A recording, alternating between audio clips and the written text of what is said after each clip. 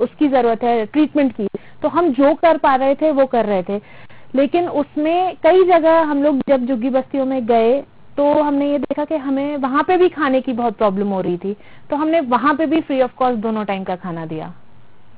तो एक जो चीजें बहुत ज्यादा थी वो इस बार मेडिकल और फूड दोनों ही था।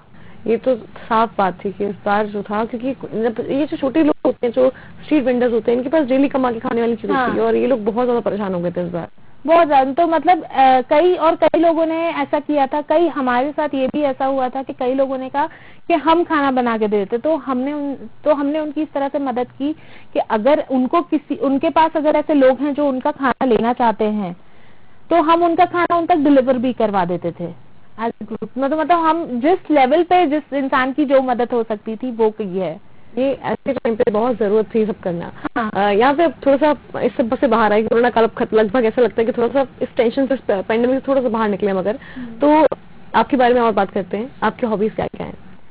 जी, मेरी हॉबीज तो एज सच मैं पहले तो मैं रीड करती थी, पर अब मैं रीड भी नहीं कर, अब तो मोबाइल आ गया तो मुझे ऐसा लगता है रीडिंग की हैबिट सबकी छूट गई है। मैं म्यूजिक सुनना पसंद करती हूँ अपने फ्री टाइम में। अच्छा, यहाँ पे अगर देखा जाए तो जैसा कि आपने अभी तक बताया, आपका एक्सपीरियंस काफी अच्छा है, क्योंकि आपने यहाँ इंडिया को भी देखा है, बाहर भी देखा है, साथ ही आपने एजुकेशन सिस्टम के साथ साथ हॉस्टल सब, मतलब हर कहीं ना कहीं हर चीज का थोड़ा थोड़ा एक्सपीरियंस आपके पास है। तो ऐसे में अब देखा जाए तो आगे के लिए कुछ प्लानिंग या फिर कोई ऐसी चीज जो आप आगे देखना चाहते हैं, एक बड़ा बदलाव देखना चाहते हो किसी पर्टिकुलर इंडस्ट्री में? जैसे कि जो भी आपको लगे, अगर मेडिकल फील्ड में या फिर एजुकेशन फील्ड में, आप क्या देखना चाहते हो कि आगे क्या बदलाव होना चाहिए कोरोना काल के बाद? मुझे जो चीज एक एजुकेशन में जो लगती है, जो मैंने बाहर एक्सपीरियंस की थी, जो यहाँ पे शायद अभी होने में थोड़ा टाइम लगेगा, मुझे ऐसा लगता है कि सिंस कोविड आ गया है, बहुत सारी चीजें ऑनलाइन हो गई हैं, जो एक चीज आनी चाहिए वो है, अभी भी हम चाहे यूनिवर्सिटी हो, जो एक टीचिंग का जो वो रहता है, जो हम मतलब जो अपने स्कूल में है स्टूडेंट टीचर, जो क्लासरूम टीचिंग रहती है, वो तो चलनी ही चाहिए। तो मुझे ऐसा लगता है कि स्टूडेंट्स को थोड़ा सा और सेल्फ रिलायंट, सेल्फ लर्निंग वाला प्रोसेस लाना चाहिए कि आप खुद रिसर्च करके उस टॉपिक के बारे में थोड़ा और पढ़ रहे हैं, फिर you are submitting your dissertation और थीसिस व्हाटएवर। एक जो सेल्फ लर्निंग वाला फीचर है वो मुझे लगता है सिंस अब सब कुछ ऑनलाइन हो गया है, आपका भी क्लासरूम टाइम लिमिटेड हो गया है, यू आर जस्ट नॉट कि आप 8 घंटे स्कूल में या कॉलेज में काट के फिर घर आके थक रहे हैं। अब आपके पास वो एक ही 2-3 घंटे हैं जो स्कूल आपको दे रहा है या आप स्कूल को दे पाए, उसके बाद आपके पास खुद का टाइम है।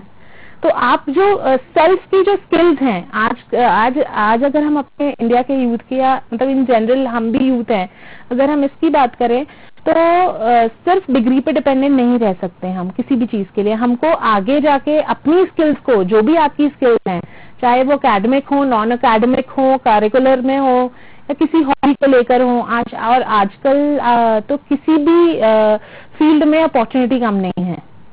आई गेस की स्किल्स को पॉलिश करना बहुत जरूरी है। आपको अगर आपको लगता है कि मेरे अंदर ये स्किल है तो आप उसको एनहांस करिए जितना कर सकते हैं, and it will ultimately start giving you opportunities related to that field, चाहे आप किसी भी फील्ड के हों। बिल्कुल।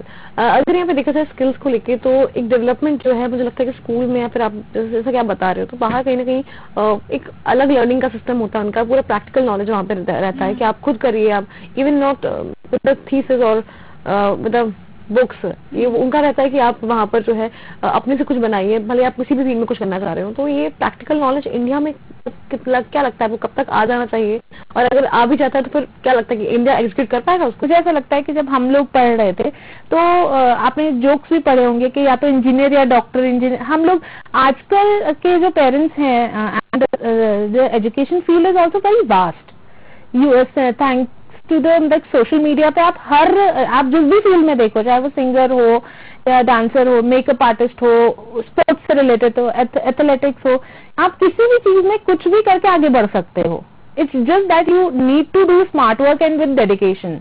Also we should know about it. Yeah, obviously, only through learning. वो it's like कि learning, you have to do learning. आप चाहे किसी भी चीज से लर्न, आपको लर्निंग का एक प्रोसेस जारी रखना पड़ेगा, चाहे आप वो स्कूल से पढ़ो या कहीं कोचिंग लेके पढ़ो, किसी से लर्न करो।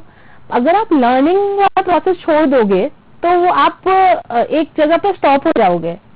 देखा जाए तो इन सब के बारे में पता होना भी बहुत जरूरी है, क्योंकि हाँ। अभी लोगों मुझे ऐसा लगता है कि स्कूल में जो है अब कंपटीशन इतना ज्यादा बढ़ गया है, तो अगर हम इस 2 साल को स्किप कर दें यहाँ से, तो जो इसके पहले कंपटीशन था 2018-19 का कंपटीशन देखें तो जेई हो गया, नीट हो गया, या फिर एक कॉम्पिटिटिव एग्जाम के लिए लगातार बच्चे जो है बिल्कुल हर चीज भूल गए हैं, खेलना भूल गए हैं, यहाँ से वहाँ कहीं जाना भूल गए हैं, बस पूरे टाइम बुक्स और कॉम्पिटिशन।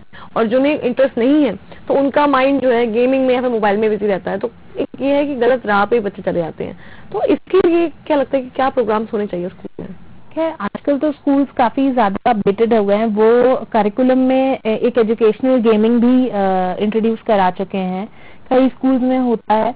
तो उसमें जो गेम्स रहते हैं उनका एजुकेशनल वर्जन स्कूल के लिए स्पेशली बनाया जाता है। कई कंपनीज ऐसी हैं जो बनाती हैं ताकि बच्चों को एक इंटरैक्टिव या इंटरेस्टिंग लर्निंग भी रहे, ऐसा ना हो कि वो सिर्फ बुक्स और उसमें कर रहे हैं।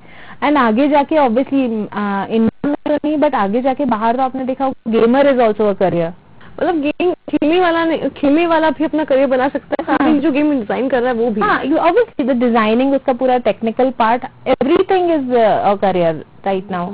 ये मतलब यही चीज है कि इंडिया में आई गेस इसी चीज की कमी है कहीं ना कहीं, कि लोगों को इन अपॉर्चुनिटीज का पता ही नहीं है कि उनके पास ये भी है, ये भी है, ये भी है। उन्हें लगता है कि सिर्फ इंजीनियरिंग, IIT और डॉक्टर, बस ये 3 चीजें हैं जो उन्होंने करना है, और इनमें से नहीं करा तो वही और आखिरी में जाके आपको एक IT सॉफ्टवेयर कंपनी में जॉब मिल जाती है, जहाँ पे आपका ज्यादा कितना पैकेज होगा अगर आप कर भी लेते हो तो 12-15 लाख, इससे ज्यादा कभी आप नहीं कर पाओगे। लेकिन अगर आप अपने पैशन को फॉलो कर रहे हो तो I guess that's the best thing. वो चीज मुझे ऐसा लगता है कि अब थोड़ा आ रही है, मतलब आई एम लाइक एक जनरल आसपास भी देखें तो लोग उस चीज को फॉलो कर रहे हैं कि ओके अब मतलब अब मुझे लगता है कि इस जनरेशन के बाद जनरेशन आएगी, वो काफी अपडेटेड होगी इस चीज से, क्योंकि अब हम जैसे लोग जानते हैं इन चीजों को, तो आगे जो जनरेशन आने वाली नेक्स्ट जनरेशन, उन्हें पता है कि आगे क्या करना है। मैंने वही कहा कि थैंक्स टू द इंटरनेट और ऑनलाइन लर्निंग से ये फायदा हुआ है कि बच्चों को एटलीस्ट पता पड़ रहा है कि अच्छा okay this course is also available, ये चीज भी अवेलेबल है, मेरे पास ये अपॉर्चुनिटी भी अवेलेबल है।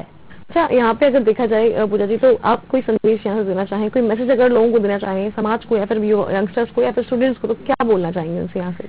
मैं स्टूडेंट्स के लिए अगर मैं आप मुझसे ये कहेंगी तो मैं स्टूडेंट्स को यही बोलना चाहूंगी कि आपकी जो आप ऑनलाइन लर्निंग और इस तो ठीक है, बट आपको जो लगता है आपकी स्किल्स हो उसको जरूर पॉलिश करें। उससे बहुत उससे रिलेटेड जो सर्टिफिकेशन कोर्स या कुछ भी ऐसे होते हैं, स्पेशली जो यूथ है अभी जो 18 एंड 24 के बीच का जो एक कॉलेज टाइम वाला होता है, व्हेन यू एक्चुअली एक्सप्लोर कि आप क्या कर सकते हो, उससे आपकी जो स्किल्स हैं आप उसको एनहांस करने पे ध्यान दें, और एक लर्निंग आप ओवरऑल लाइफ के लिए बना के रखें कि हाँ we have to continue that learning process. जहाँ आप लर्निंग करना बंद कर देते हैं वहां पर आपका जो एक ग्रोथ है वो रुक जाता है। The more you know, the more you grow. Yes, आप किसी भी चीज के बारे में जितना सीखेंगे उतना उसके वास्ट एरियाज के बारे में आपको पता पड़ेगा। बिल्कुल। और अगर यहाँ पे समाज कुछ कहना चाहें आप तो क्या कहेंगे? समाज में मैं यही कहना चाहूंगी, स्पेशली क्योंकि मैं वुमेन एम्पावरमेंट में बहुत बिलीव करती हूँ। मेरी जो NGO का नाम है Kalakunj foundation, that is on my both grandmothers' name. तो मैं औरतों से स्पेशली ये कहना चाहूंगी कि कुछ भी करने से पहले सेल्फ डिपेंडेंट, जो कि हमारे ऑनरेबल प्राइम मिनिस्टर भी कहते हैं, आत्मनिर्भर, वो तो सभी को कहते हैं, बट मैं स्पेशली औरतों को कहना चाहूंगी कि हमें लिटरली खुद के लिए, किसी और के लिए नहीं, समाज के लिए नहीं, माँ बाप पति बच्चों के लिए नहीं, बट खुद के लिए आप self dependent and financially independent बनना बहुत जरूरी है। वही चीज आपको आगे ले जाएगी। थैंक यू सो मच पूजा जी आज हमारे साथ यहाँ जुड़ने के लिए और तमाम सारी चर्चा हमसे करने के लिए। बहुत सारी आप जानने को मिली। तो बिल्कुल यहाँ हमने जाना कि पूजा जी क्या कुछ देख कर आई कि उनके पास काफी एक्सपीरियंस था, मेडिकल का हो, एजुकेशन का हो या फिर कोरोना काल जुड़ा हुआ हो। लेकिन एक बात बहुत जरूरी कही उन्होंने कि the more you know the more you grow, क्योंकि जितना आप पढ़ेंगे जितना आप लिखेंगे उतना ही ज्यादा आप ग्रो करेंगे। तो हमारी खास पेशकश शख्सियत में फिलहाल इतना ही। मिलती है, नमस्कार।